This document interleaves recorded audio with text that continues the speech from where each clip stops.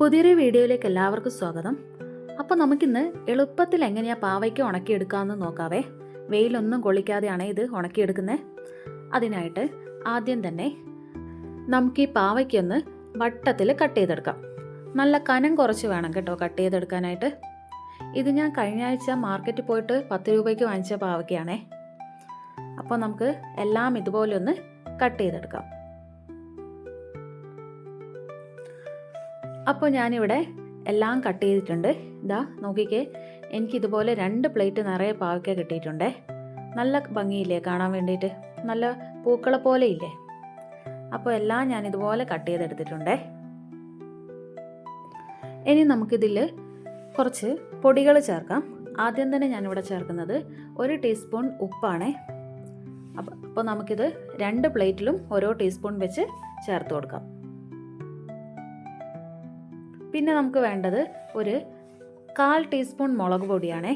എരിവിനനുസരിച്ച് ചേർത്ത് കൊടുക്കാം നിങ്ങൾക്ക്. ഞാനിവിടെ 1/4 ടീസ്പൂണാണ് ചേർത്ത് കൊടുക്കുന്നത്.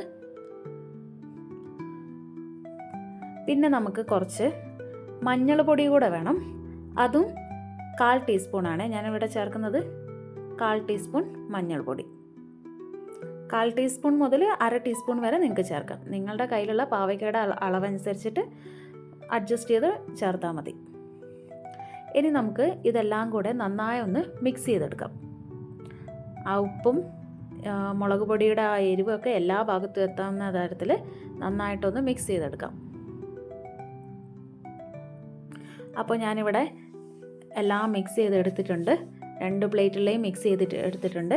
ഞാനിത് 2 ബാച്ചായിട്ടാണ് ഉടക്കിയെടുക്കാൻ പോകുന്നത്. അതിനായിട്ട് നമുക്ക് എയർ ഫ്രയറിലിട്ടിട്ടാണ് ഞാനിവിടെ ചെയ്യുന്നത്. നമുക്ക് ആദ്യത്തെ പ്ലേറ്റിലുള്ള മുഴുവൻ ഇതിനുള്ളിലോട്ടേക്ക് ഇട്ട് കൊടുക്കാം. പിന്നെ നമ്മളെ കയ്യിലുള്ള പാവയ്ക്കയുടെ ക്വാണ്ടിറ്റിക്ക് അനുസരിച്ചായിരിക്കും ഈ ഉണക്കിയെടുക്കുന്ന ടൈമും കൂടെ. ഇതിപ്പോൾ എൻ്റെ കയ്യിൽ കുറച്ചധികം ഉണ്ട്, അതുകൊണ്ടാണ് ഞാൻ ഈ 2 ബാച്ചായിട്ട് ചെയ്യുന്നത്. അപ്പോൾ എല്ലാം നമ്മൾ ഇതുപോലെ നന്നായിട്ട് പരത്തി ഇട്ട് കൊടുക്കാം.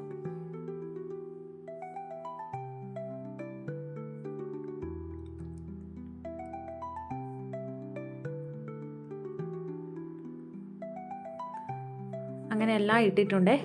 ഇനി നമുക്ക് എയർ ഫ്രയർ ഓൺ ചെയ്യാം.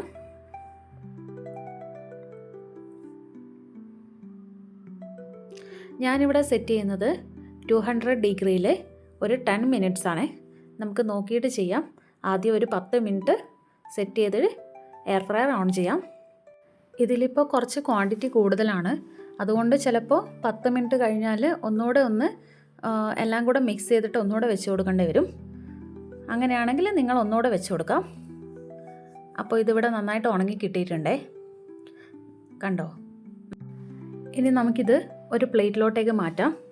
ഞാൻ ഇതുപോലെ 2 പ്ലേറ്റിലുള്ളയും നന്നായി ഉണക്കിയെടുത്തിട്ടുണ്ട്. ഇനി നമുക്കൊരു എയർ ടൈറ്റ് കണ്ടെയ്നറിലായിട്ട് സൂക്ഷിച്ച് വയ്ക്കാം.